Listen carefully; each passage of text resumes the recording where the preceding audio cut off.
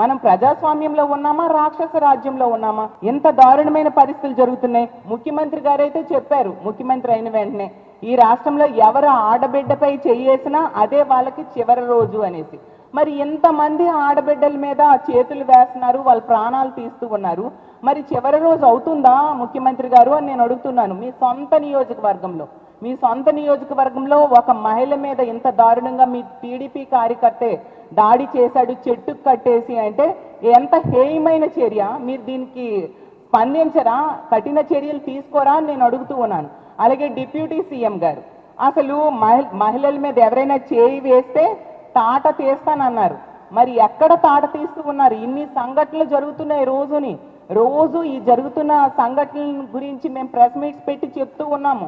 అయినా మీరు ఎవరికి తాట తీసిన పరిస్థితులు అయితే కనిపించడం లేదు. అసలు ఈ సంఘటన కూడా సాక్షి వాళ్ళు వెళ్ళి ఆ విషయాన్ని వెలుగులోకి తీసుకొస్తే అప్పుడు ప్రభుత్వం కానీ పోలీసులు కానీ స్పందించారు.